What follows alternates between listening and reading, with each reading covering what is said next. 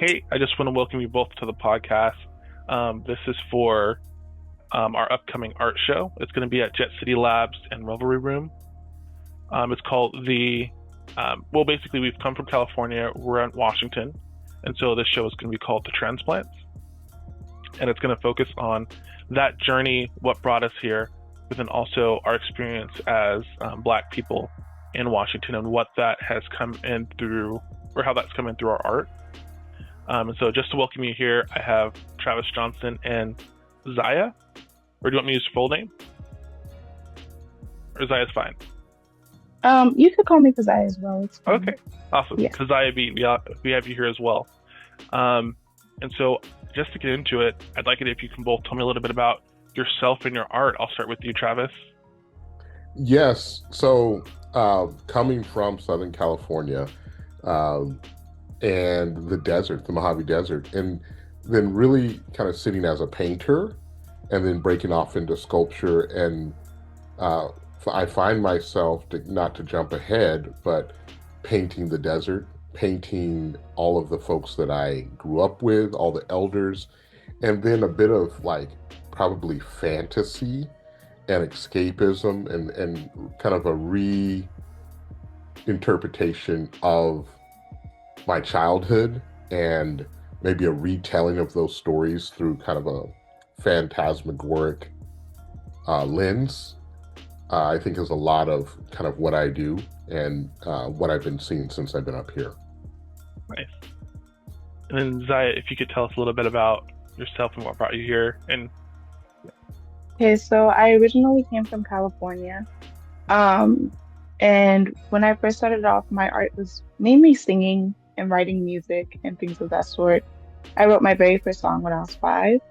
And then when I became like a teenager, 15, 13 years old, I started writing poetry, and I started really getting in depth with my writing, especially after my mom's passing. So poetry is a way to express my pain with rhymes and riddles, and I've been doing it ever since. Nice. Now, I just realized that I didn't know you sung. But then, Travis, you also sing. Like your whole family sings. So that's really cool. Zaya's probably that next generation really carrying that song, because they're in church growing up, and then it's gone out of the church, which is exactly what we did. So yeah, absolutely. Okay, I didn't know this. And then also part is like we're all family, and so my dad sung as well. I'm an artist. I paint. That's my strong. But that's really cool. So Thank you. what I want to talk about then is what does your art look like day to day, like while you're here in Washington, and how has it changed for both of you? How has it changed from California to now? Sorry, continue. No, that's okay. I'll start with Keziah first, and then I'll go to Travis. So when it came to my art, I started my art when I was like 15. So when basically 2020 happened, COVID happened, I started getting into it a lot. But as I got older, it kind of started slipping per se. And so when a certain event happens or a certain experience happens, especially in Seattle, I just wrote it down. And I don't know how to explain it clearly, but it made me feel free after I like dropped the pen or dropped the pencil. Like it made me feel like some type of release emotionally and spiritually. So I think that's why even till now, I'm still writing poetry as much as I can. Now, not to get in too much into it if you don't want to, but can you tell me about some of the experiences in Seattle that have really motivated the writing and the art? So when I first moved to Washington, it wasn't planned per se. It just kind of happened out of the blue.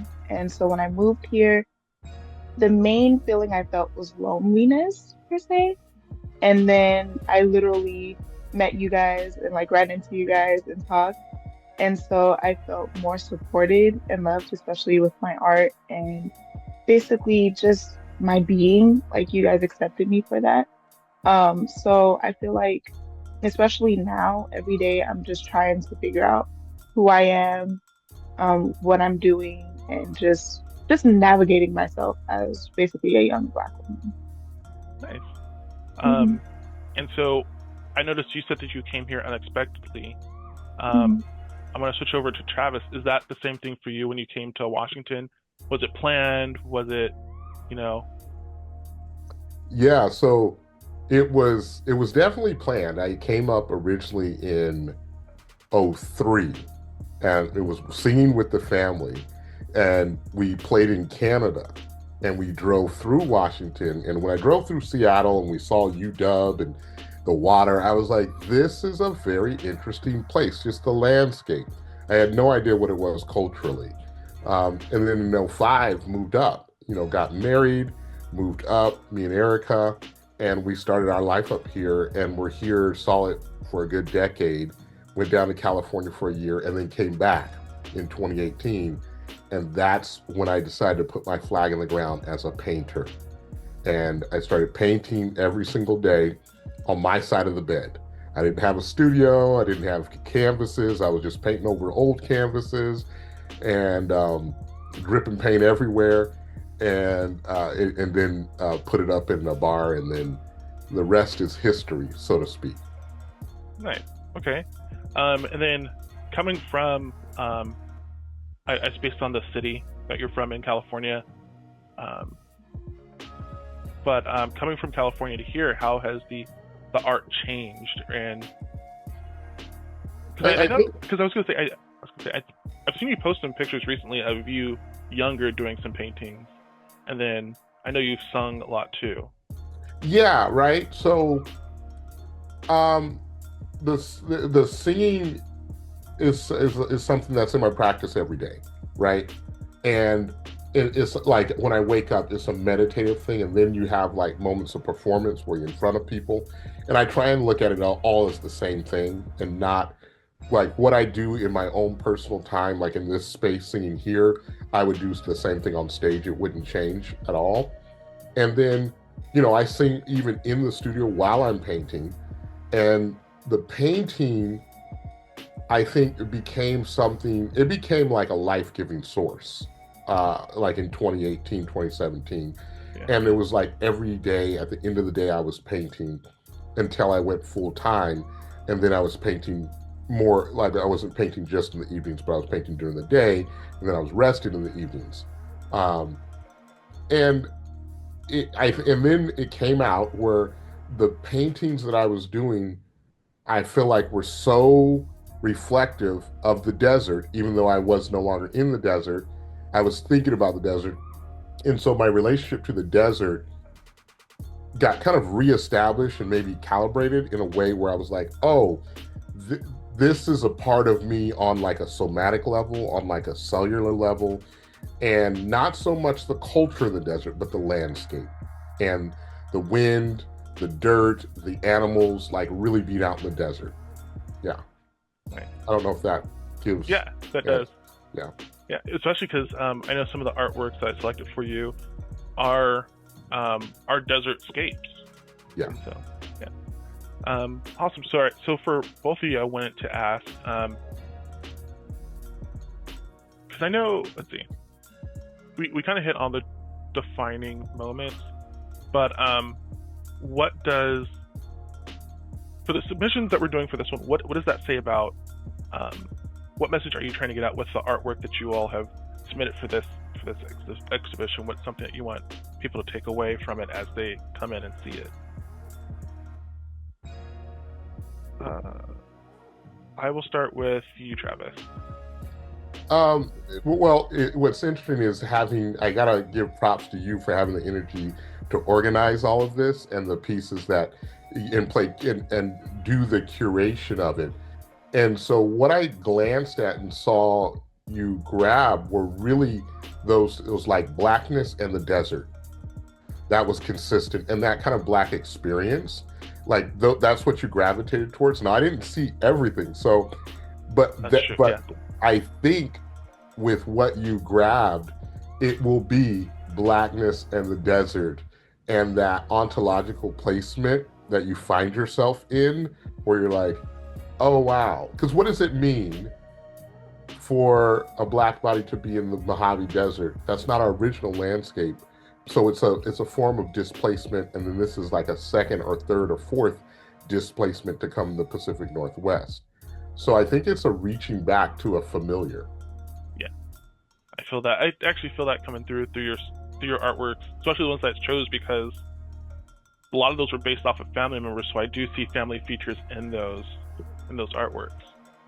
And then for you, Zaya, a through line that I've noticed from Travis's artwork, from the artwork that I'm working on, is there is that that transition in space. Specifically, there is that loneliness, but then there is also that sense of community within the poems that you do. For example, there is one where it's talking about, I think it's the need for love, and it's the different types of love, or the withholding of love within the two people within that poem. And so I wanted to talk to you a little bit more about that. What within your poetry do you want people to come away with as they come and see the show? I feel like the reason why I wrote this is, growing up, you always see different women of color in fairy tales. Yeah. You see them with, hypothetically, Cinderella in shoes, Ariel meeting her prince, and things of that sort. But when it comes to Black women, we have to be hardworking.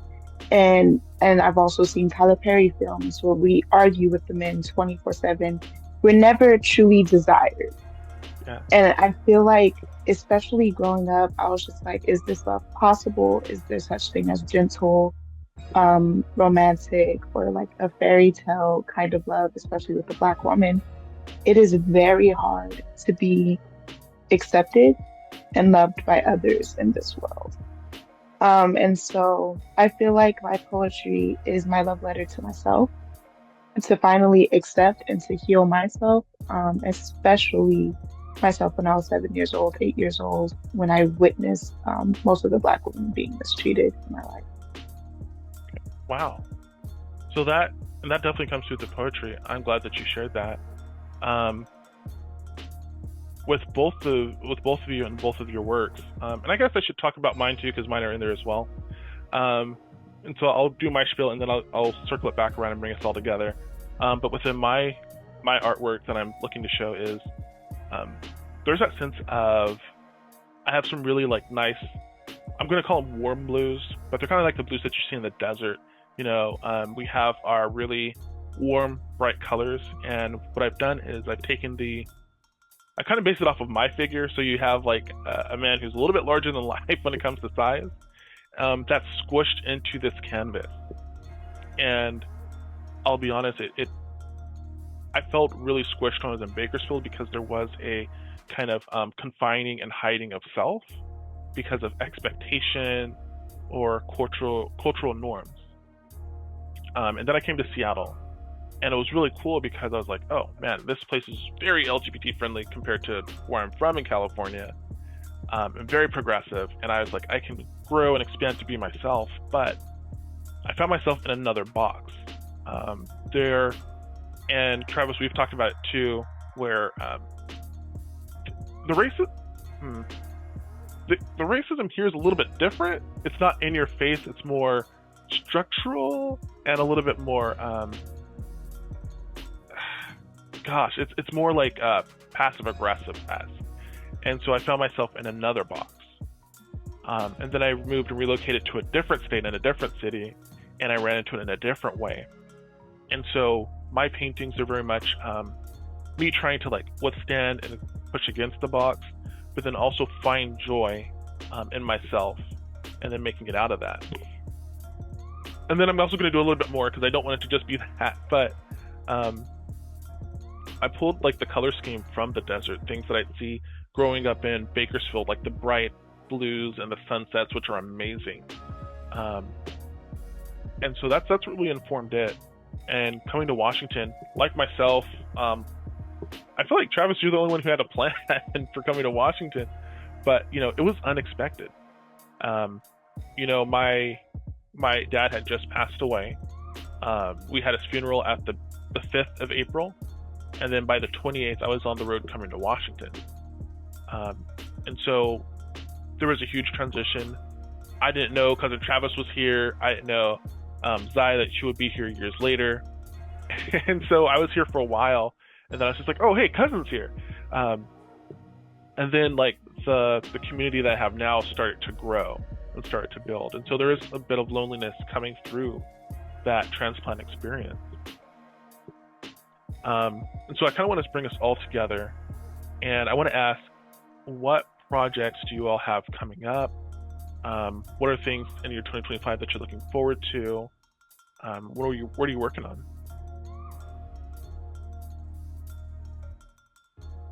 I'll have cousin Travis go first, because I think I had Keziah go first last time. No worries.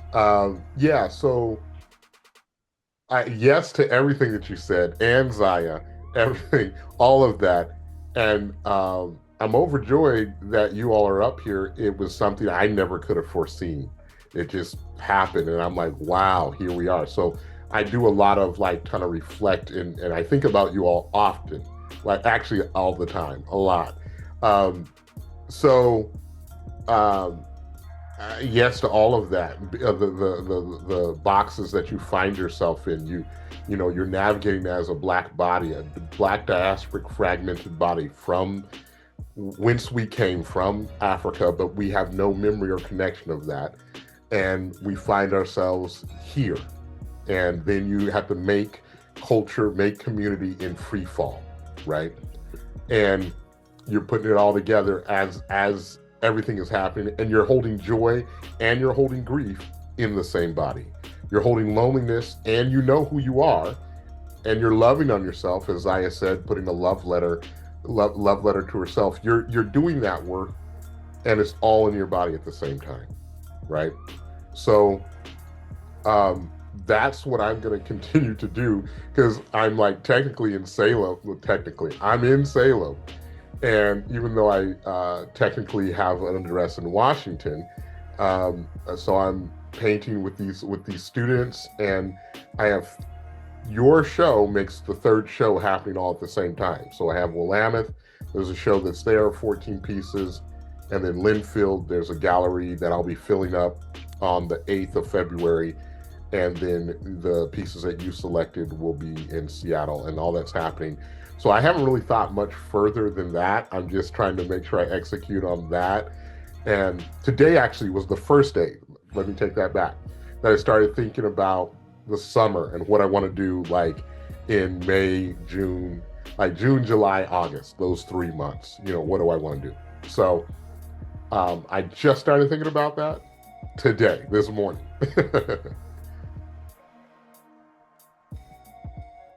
Nice. I get that. I told you a little bit earlier before we started. I told you about what's happening in my life and how it's just all kind of coming together.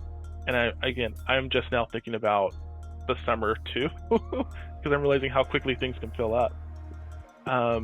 Zaya, what do you have going, or what do you want to see happen in 2025? Where do you want to take your art?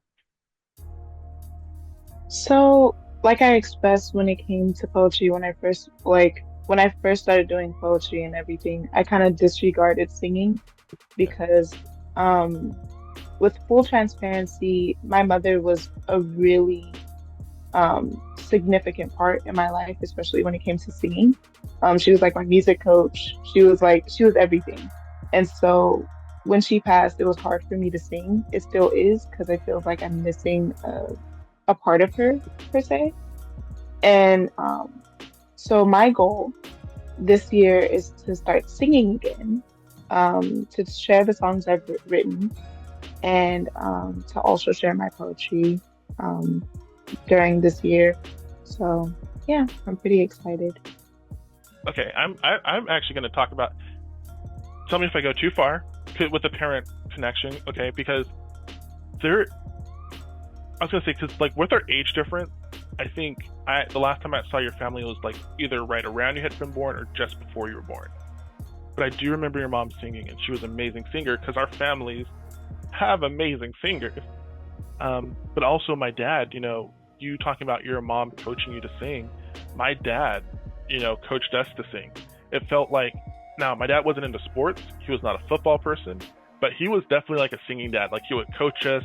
he would have us do vocal warm-ups and drills. He'd have us singing in church. And even when he did like, he did foster care, and he had a child with him who did chorus at his high school. And then I look at my dad's phone and he has a picture of the child on his phone like it's one of his children. And I'm like, you know what? That is one of his children, because they're singing, they're coaching, that's building the fabric of family. But you know, there's that pain around singing that I have. And I'll sing in the car. I won't sing karaoke. I won't sing in front of people, but I do love to sing because there is that kinship and that memory I have with my dad. So no, I get what you're saying right there. There is that pain around the loss, and the vocals and the singing. So, but no, I'm excited to see what 2025 holds for you. I'm excited for that healing in 2025 too, that journey. So just to kind of talk about the show, Transplant, that will be this February 13th. It will be opening at the Revelry Room and Jet